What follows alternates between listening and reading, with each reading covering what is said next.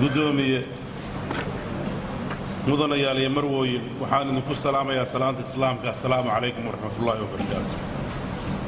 waxaa saaka sharaf weyn ii ah inaan hortiinna imaado si rasmi ahaan aan u furo kalfadhiga 44aad ee baarlamaanka iyadoo dhinacyada kalena aan idinka warbixin doono waxqabadkii xukuumadda muddadii 4 bilood ahayd ee ay shaqaynaysay. guud ahaan dalka xaaladiisu aad ayay u wanaagsan tahay, nabadgelyo ahaan horumar dhinacyo badan oo socda, raxmadda Eebbe oo si fiican loogu diirsaday. intaasoo dhammi waxaan ina ku waajiba inaan Allah uga mahadnaqno. alxamdulilaahi calaa kulli xaal. mudanayaal iyo marwooyin, kadib ansixintii xukuumadda xubnaha golaha xukuumadda iyo barnaamijkii siyaasadeed ee ay ku shaqayn lahayd ee 16 February 2019 waxaan gudagalnay dejinta, fulinta iyo hergelinta barnaamij siyaasadeedkii la ansixiyey. waxaan halkaan idigu soo bandhigayaa waxyaabihii noo qabsoomay muddadii 4 bilood ahayd ee xukuumaddu shaqaynaysay, anigoo u qaybinaya dhowr qaybood. qaybta koowaad, shirka jihaynta siyaasadda xukuumadda cusub si loo dardargeliyo fulinta barnaamijyada siyaasadeedkii baarlamaanku ansixiyey, looguna bedelo qorshe howleed muddaysan oo leh hiigsi iyo halbeeg cad. waxaanu qabannay shirweyne aan ugu magacdarnay shirka jihaynta siyaasadda xukuumadda cusub ee Puntland muddadii u dhaxaysay 12 iyo 14 Maars 2019. ujeedooyinka shirkaasi waxay ahaayeen xogsiinta xubnaha golaha cusub dhinacyada sharciyada degsan, habraacyada iyo xirhoosaadka golaha wasiirada, diyaarinta qorshayaasha hortabinta leh ee 2019 ee hay-adaha dawladda, xoojinta wada shaqaynta hay-adaha dawladda, ka doodista arrimaha siyaasadda, amniga, dhaqaalaha ee waddanka si loo abuuro jawi iyo fahan ballaaran oo ku saabsan maaraynta hogaaminta dalka. falanqayn dheer kadib, waxyaabihii ugu muhiimsanaa ee ka soo baxay waxaa ka mid ahaa in dawladda Puntland ay harmuud ka noqoto mar walbana dadaal iyo qorshe kasta oo adkaynaya nidaamka iyo dawladnimada Soomaaliya oo ku dhisan hannaan federaal ah iyo sarreynta sharciga. sidoo kale waxaan ka codsannay madaxda Soomaaliyeed heer federaal iyo heer dawladaha xubnaha ka ah in mudnaanta la siiyo ka wada shaqaynta arrimaha masiiriga ee dalka sida dhammaystirka dastuurka, dhammaystirka xeerarka khuseeya hirgelinta federaaleynta dalka, ka wada shaqaynta doorashada xor ah oo xalaal ah 2020 iyo ka wada shaqaynta arrimaha amniga. waxaan kale oo isla qaatay sida uu qabo dastuurka federaalka ahi gorgortanka iyo heshiis walba oo saameynaya dawladaha xubnaha ka ah dawladda federaalka in lagala qaybgeliyo oo uusan ku koobnaan keliya dawladda dhexe. sidaa darteed Puntland waa inay qayb ka tahay wada hadal walba oo saameyn ku leh deegaanada Puntland. muddadii uu shirku socday waxaa la dhammaystiray qorshihii hay-adaha dawladda 2019 waxaana bilaabmay qorshihii 5 sano ee 2020 iyo 2024 isaga oo saldhig looga dhigayo barnaamijka siyaasadeed xukuumadda ee baarlamaanku ansixiyey. qorshaha la diyaariyey waxaa loo qaybiyey 5 qaybood oo waaweyn oo kala ah: qaybta arrimaha siyaasadda iyo maamul wanaagga, qaybta amniga iyo sarreynta sharciga, qaybta horumarinta dhaqaalaha iyo wax soo saarka, qaybta horumarinta arrimaha bulshada, qaybta dib u habaynta iyo tayeynta hay-adaha dawladda. waxaa sidoo kale la aasaasay gudahoosaadyo golaha wasiirada iyaga oo lagu salaynayo qaybaha 5 ee qorshaha la dejiyey uu ka kooban yahay. waxayna kala yihiin gudahoosadyadaas: guddiga arrimaha siyaasadda iyo maamul wanaagga, guddiga amniga iyo sarreynta sharciga, guddiga horumarinta dhaqaalaha iyo wax soo saarka, guddiga horumarinta arrimaha bulshada, guddiga dib u habaynta iyo tayeynta hay-adaha dawladda. mudanayaal iyo marwooyin, warbixin dheer oo shirka ka soo baxay waxaan ka samaynay buug si uu u noqdo tixraac aanu ku salayno qorshayaasha dawladda ee sanadka soo socda iyo weliba inuu noqdo marjac baarlamaanka iyo dadweynaha haystaan fulintiisana lagula xisaabtamo xukuumadda buuggaas oo daabacan waa kan la idiin qaybiyey dadweynaha ciddii danaynaysa waxay ka heli karaan xarunta wasaaradda qorshaynta tani waxay qayb ka tahay sare u qaadidda daahfurnaanta iyo isla xisaabtanka aan horey u ballan qaadnay qaybta labaad shirkii wada tashiga madaxda dowladda federaalka iyo dowladaha xubnaha ka ah mudanayaal iyo marwooyin sida aad la wada socotaan waxaa muddo go'aanaa xiriirka wada shaqayneed ee dowladda federaalka iyo badi dowladaha xubnaha ka ah kulankii ugu dambeeyey ee ay kulmaan madaxda labada heer wuxuu ahaa bishii Juun 2018 ee ka dhacay Baydhabo wada shaqayn la'aantaas waxay keentay dib u dhac weyn dhinacyada amniga siyaasadda iyo guud ahaan horumar walba oo lagu tallaabsan lahaa la karay dhinacyada amniga siyaasadda iyo guud ahaan horumar walba oo lagu tallaabsan karay annaga oo ka duulayna ujeedooyinkii lagu aasaasay Puntland oo ay ka mid ahaayeen raadinta iyo taabagelinta dowladnimo Soomaaliyeed waxaanu fidinay gogol ay isku imaanayeen madaxda dowladda federaalka iyo dowladaha xubnaha ka ah si looga wada xaajoodo arrimaha la isku khilaafsan yahay xalna looga gaaro shantii bishii Abriil 2019 waxaa Garowe ka furmay shirkii aanu ku baaqnay waxaana ka soo qayb galay madaxda dowladda federaalka gaar ahaan madaxweynaha iyo ra'iisul wasaaraha iyo dhammaan madaxweynayaasha dowladaha xubnaha ka ah dowladda federaalka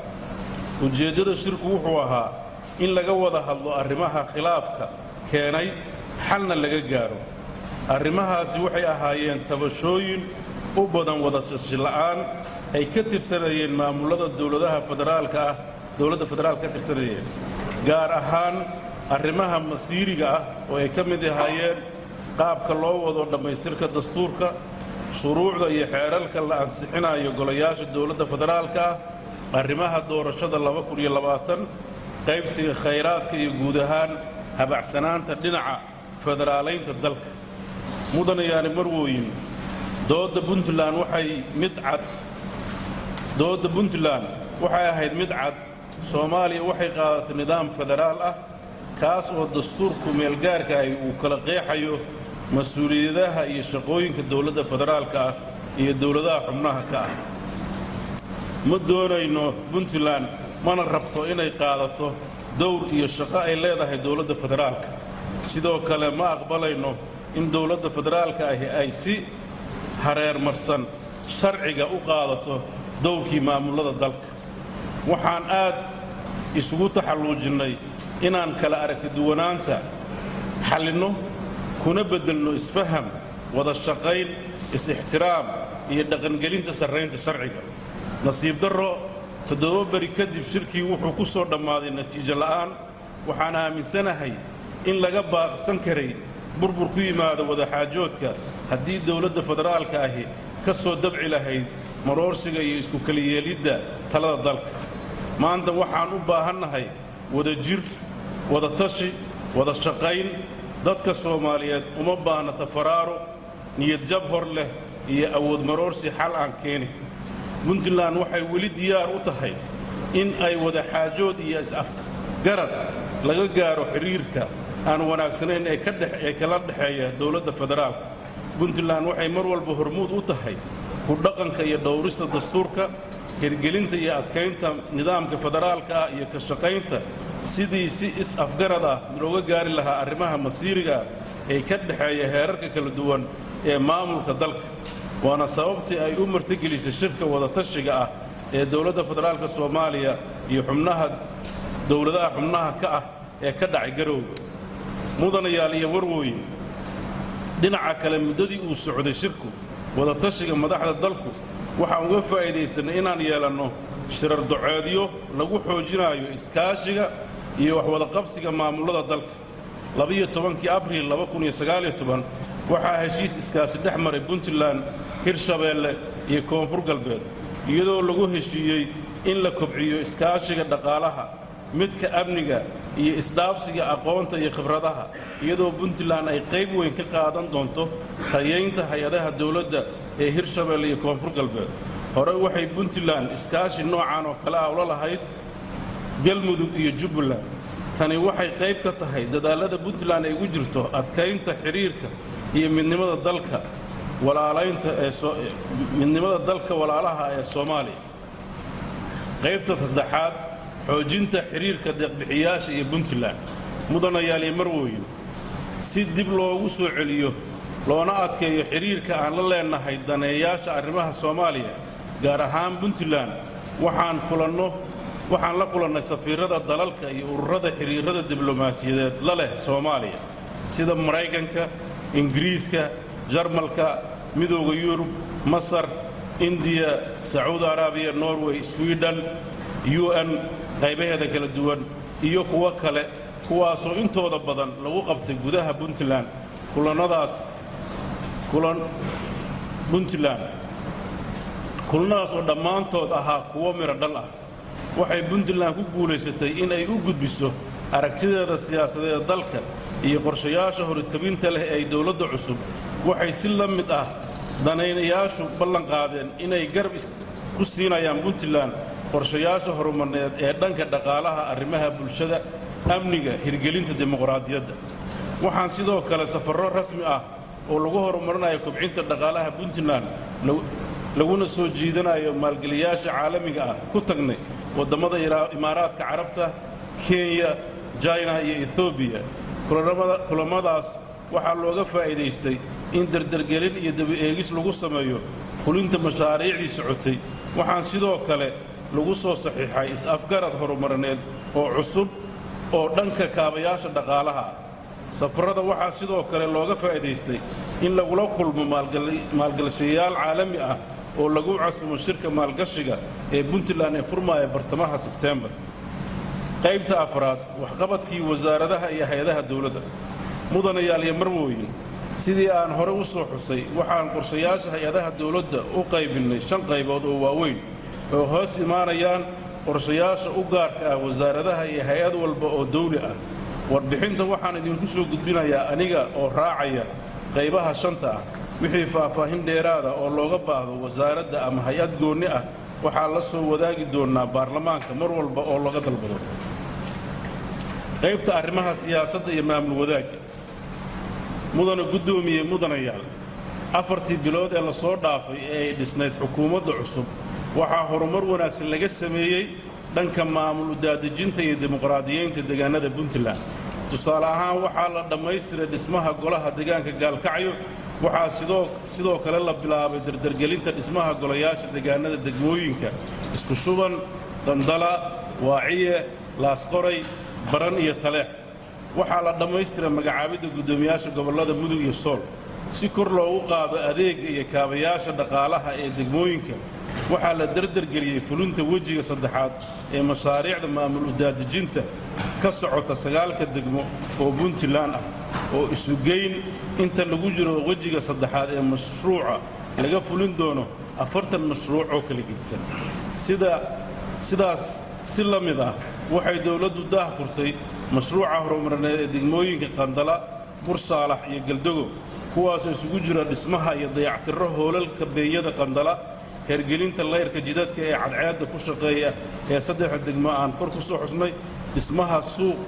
bulsho ee bursaalax iyo galdogo iyo sidoo kale dhismaha guriga bulshada ee degmada qandala puntland oo ka mid ah gobollada ugu horreeya dejinta iyo martigelinta dadka soomaaliyeed waxaa ku nool kumanaal walaalo soomaaliyeed oo ka soo barakacay gobollada kale ee soomaaliya gaar ahaan bartamaha iyo koonfurta soomaaliya walaalahaas dhib iyo dheefba la qaybsaday bulshada reer puntland intii ay xukuumaddan jirtay waxaa la dhammaystiray istiraatiijiyadda isdhexgalka labada bulsho ee walaalaha ah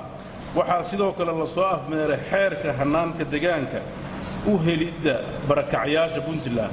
inta ay xukuumaddani jirtay waxaa sidoo kale la dhisay dhismo 102 guri ah oo ay u dhammaystiran yihiin adeegyada oo dhan sida goob caafimaad iskuul ceelbiyood goob bulsho iyo layrar jidadka ah ee cadceedda ku shaqeeya 21 sano ee la soo dhaafay ee puntland jirtay waxaa qorshuhu ahaa bulshaduna ku taamaysay in laga gudbo hannaanka doorashada ee qabaliga ah oo looga gudbo hannaan doorasho oo dimuqraadi ah oo muwaadin kasta oo puntland dhiibto codkiisa si uu u doorto dadka matalaya iyo madaxda heerarka kala duwan ee maamulka. inkastoo dadaal fara badan laga bixiyey arrintaas, haddana maysan suuro gelin sidii ku caddayd siyaasadda dowladda cusub ee aan ka akhriyay hortiina 16 February 2019. dowladdan waxaa ka go'an in nidaamka doorashada ee dimuqraadiyadda ku dhisan uu hirgalo Puntland. waxaa qorshaha sanadka 2019 dowladda ugu jira inay qabato doorashooyin ilaa 3 degmo ah si tijaabo ah, lagana hirgelinayo doorashada degmooyinka oo qof iyo cod ah. ujeeddada laga leeyahayna ay tahay in wax laga barto tijaabadan laguna duulo marka ay dowladdu fulinayso doorashooyinka dalka. qaybta amniga iyo sarreynta sharciga, mudanayaal iyo marwooyin, dowladdu waxa ay bilowday dardargelinta iyo sugidda amniga gudaha iyadoo la qaadayo howlgallo joogto ah oo looga hortagayo falalka amni darrada ah ee ka dhici jiray magaalooyinka waaweyn sida Gaalkacyo iyo Boosaaso. intii howlgalladu socdeen waxaa la soo qabtay tiradii ugu badnayd oo sharwadayaal ah oo qaybtood ay ahaayeen kuwii geysan jiray falal argixis ah, kuwaas oo ay socoto maxkamadayntooda. waxaa la bilaabay si habsami lehna u socdo dib u habaynta iyo tayeynta ciidamada amniga sida booliiska, daraawiishta, asluubta iyo sirdoonka. dhinacyada sixidda tirakoobka, tababarada iyo qalabaynta si loo helo ciidan ku filan sugidda ammaanka gudaha iyo difaaca xuduudaha. tusaale ahaan, waxaa tababar loo bilaabay 1,000 ka mid ah ciidanka booliiska, iyadoo dufcadii koowaad dhammaysteen tababarkii, halka dufcadii labaad ay hadda u socoto. waxaa dayactir lagu sameeyey qaybtoodna hadda socdaan xeryaha tababarka ciidamada ee ku yaal Mudug, Nugaali, Karkaar iyo Sool. sidoo kale waxaa la dhagax dhigay xerada tababarka ee gobolka Sanaag. waxaa kale oo la bilaabay dhismaha saldhigga booliiska degmada Galdogob, iyadoo la howlgelinayo saldhigyada cusub ee Buurtinle iyo Haalabooqad. waxaa dadaallo badan kadib lagu guulaystay in la mideeyo quwadaha ciidanka ee gobolka Sanaag, iyadoo la qarameeyey lana soo dhoweeyey ciidamada iyo saraakiisha wadaniyiinta ah ee ka soo baxay maamulada kale ee aan Puntland ahayn. waxaan halkan bogaadin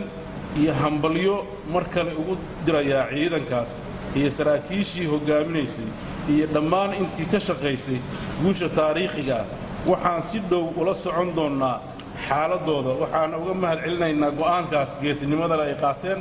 ay ku garab istaagayaan dadkooda iyo dalkooda, ku adkaynayaan heshiiskii ummadooda ay hore ugu gashay inay Puntland ku dhisato, midnimadana ay u adkaynayaan. si loo hubiyo isku ekaanshaha iyo asalnimada sharciyada dalka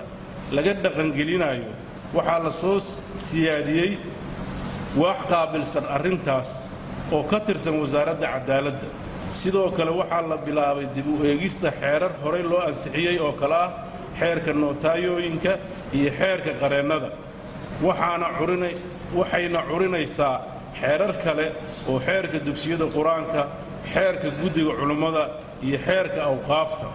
waxaan dhaqangelin loo sameeyey maxaabiista 200 oo maxbuus. waxaa la baray xirfado kala duwan oo u diyaarsan siday nolosha ugala qayb qaadan lahaayeen.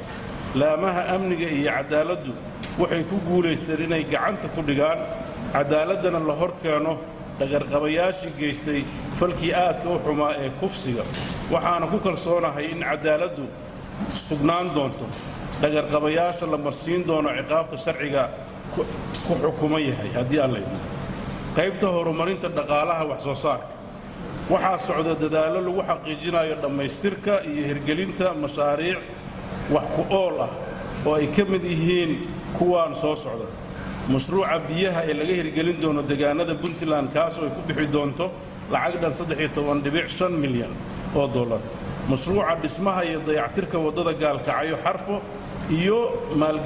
oo ay maalgelinayso Midowga Yurub iyo Bangiga Horumarinta Afrika oo lagu guulaystay in dib loo howlgasho.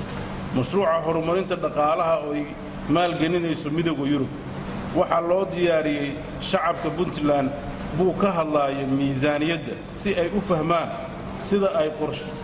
qorshaysan tahay miisaaniyadda, uuna u noqodo tixraac shacabka kula xisaabtamaan dowladda si loo helo dowladnimo oo ku dhisan hufnaan, daahfurnaan iyo isla xisaabtan. waxaa la dhammaystiray habxisaabeedka dhammaan dowladaha hoose ay ula midoobi lahaayeen habxisaabeedka dowladda dhexe waxaa dib u eegis ku samaynay sharciga maalgashiga Puntland si looga dhigo mid soo jiita dareeyaasha maalgashiga Soomaaliya iyo kuwa wadamada kale xukuumaddu waxay dadaal badan gelisay sidii loo dardargelin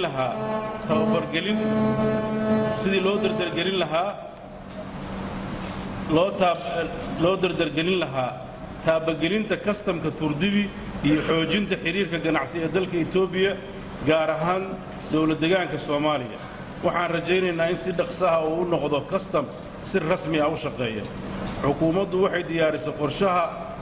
qabanqaabada shirweyne maalgashi kaasoo lagu soo bandhigi doono fursadaha ganacsi ee ka jira Puntland kaas oo lagu casumay maalgashato ka kala socota dalka gudihiisa iyo dibaddiisa waxaan dardargelin ku bilownay qorshihii ballaarinta dekedda Boosaaso annaga oo kula heshiinay shirkaddii gacanta ku haysay qorshe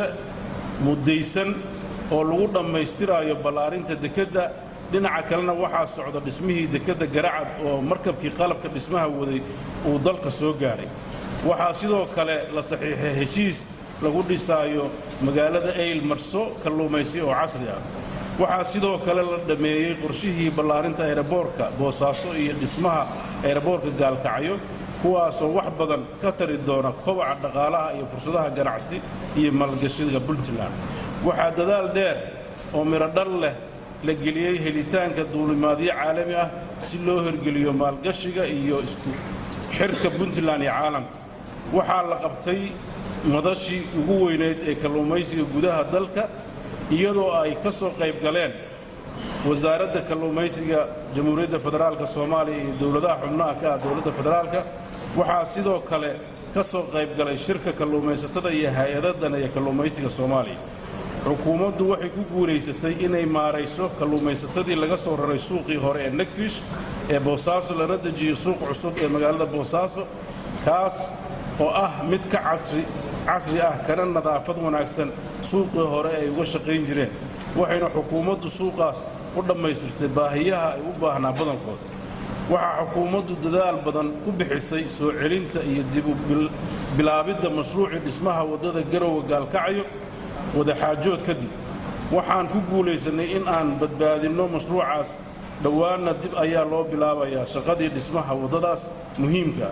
waxaa sidoo kale soo dhammaystirmay qorshihii wada laami ah lagu saari lahaa wadada u dhaxaysa Dangor iyo Eyl oo aan filaayo in si dhaqso ah u bilaaban doonto roobabkii guga oo ahaa nicmo aad loo mahadiyay ayaa dhanka kale meelo badan ka burburiyay wadada isku xirta Garowe iyo Boosaaso iyadoo ay ugu darnaayeen inta u dhaxaysa Garowe iyo Sunajiif oo go'itaan iyo burbur ku yimid laamigii uu keenay inuu kala xirmo isku socodka gaadiidka iyo badeecadaha dalka muddo gaaban waxay xukuumaddu ku guuleysatay oo madaxweyne ku-xigeenku hogaaminayo in si ku meel gaar ah loo hagaajiyo meelihii burburka iyadoo muddo dhowna si dhammaystiran dayactir iyo dib u dhis loogu samayn doono meelihii waxyeeladu gaartay muddadii u dhaxaysay Janaayo ilaa iyo May waxaa la daaweeyay xoolo dhan 500,000 oo neef iyadoo ay ka faa'iideysteen ugu yaraan 100,000 oo qoys sidoo kale waxaa la fuliyay mashruuc xoolo qaybin ah iyadoo xoolo dhan 5,000 oo neef lagu taageeray xoolo dhaqato ku nool gobolada Bari iyo Nugaal waxaa la diyaariyay siyaasadda xoolaha dhaqatada Puntland looga dhigi lahaa xoolo dhaqato beeraley si looga gaashaanto abaaraha soo noqnoqday reer miyiguna ay uga faa'iideystaan dhulka baaxadda leh ee ku habboon beerashada qaybta horumarinta bulshada mudanayaal iyo marweyne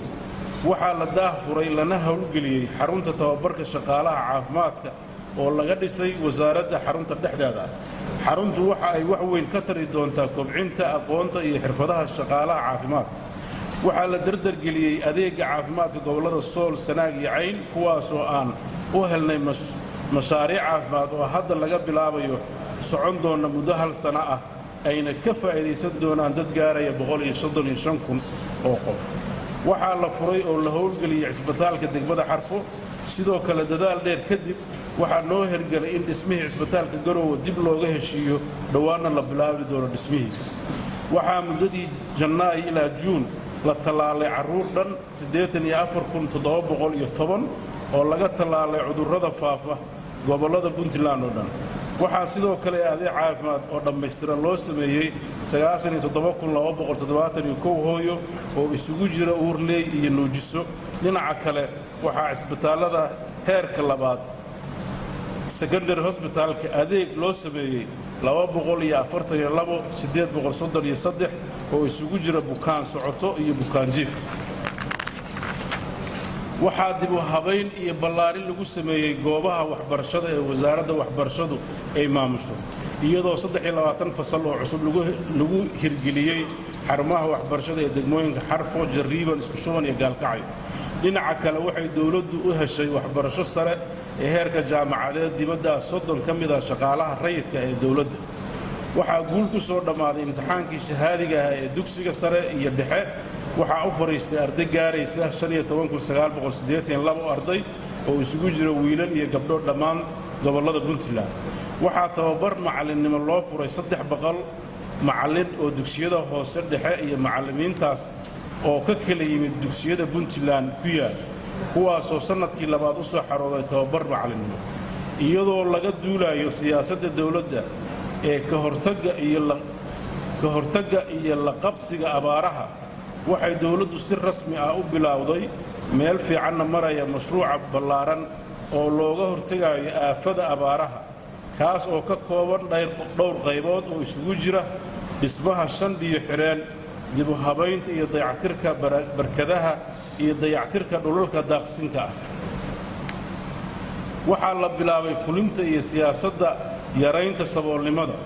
iyadoo shaqo abuur loo sameeyey dad gaaraya 10,360 qof oo ka shaqaynaya ilaalinta deegaanka, dhir-kobcinta, dayactirka xirfadaha iyo biyo qabatinka degmooyinka kala ah Buurtille, Laasqoray, Garowe, Qardho, Eyl, Bardarbayla, Gaalkacyo, Jarriiban, Boocame, Buuhoodle, Boosaaso, Baran, Ufayn iyo Galdogo. iyadoo la fulinayo siyaasadda dawladda Puntland ee ku saabsan dhiraynta iyo cagaarinta magaalooyinka, waxay wasaaradda deegaanku qaybisay 5,600 oo geed oo isugu jira geed murood, geed hareed, geed ubaxeed. waxaa lagu beeray xarumaha kala duwan ee dawladda, cisbitaallada iyo xarumaha loogu adeega bulshada. dhirtaan waxaa laga qaybiyey guud ahaan gobollada Puntland. waxaa la bilaabay hirgelinta 2 ceel biyood oo laga qoday degmooyinka Isku Shuban iyo Dangoroyo, iyadoo dhinaca kale dayactir lagu sameeyey in ka badan 20 ceel oo ku yaala deegaanada kala duwan ee Puntland. waxaa sidoo kale biyo dhaamis laga sameeyey deegaanadii abaaruhu saamaysay, iyadoo la gaaray dad dhan 100,000. qaybta shanaad dib u habaynta iyo tayaynta hay'adaha dawladda. mudanayaal iyo marwooyin,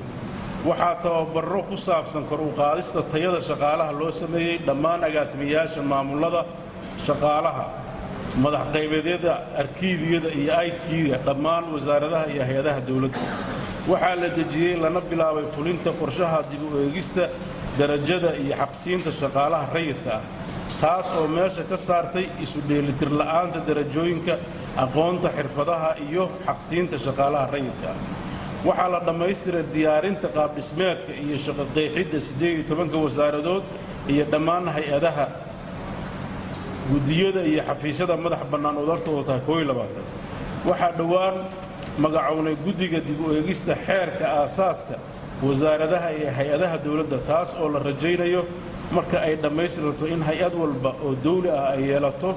xeer u gaara oo caddaynaya waajibaadka iyo mas'uuliyadda hay'ad walba, sarena u qaadaysa wada shaqaynta hay'adaha dawladda. mudanayaal iyo marwooyin, Puntland waxay la wadaagtaa caqabado amni, dhaqaalo iyo mid siyaasadeed dalka intiisa kale iyo guud ahaan gobolka. caqabadahaas waxaa ugu horeeya kuwa amniga oo argixisadu horseed ka yihiin. in badan oo caqabadahaas ka mid ah waa kuwa mar kasta ay kala dhaxlaan dawladihii soo maray Puntland muddooyinka u dambeeyey, iyadoo garwaaqsan kana duulaysa sugidda amniga Puntland iyo sarreynta sharciga. waxay dawladdu ka dhigatay hadafkeeda koowaad iyo kan labaadba dib u eegista iyo tayaynta dhammaan hay'adaha amniga iyo cadaaladda, oo dhowrkii bilood ee dawladdu jirtay horumar ballaaran laga sameeyey, qorshaha cadna ay ka yeelatay. 22 sano ee jirtay Puntland horumar ballaaran lagama samayn abuuridda ilo dhaqaale oo kala duwan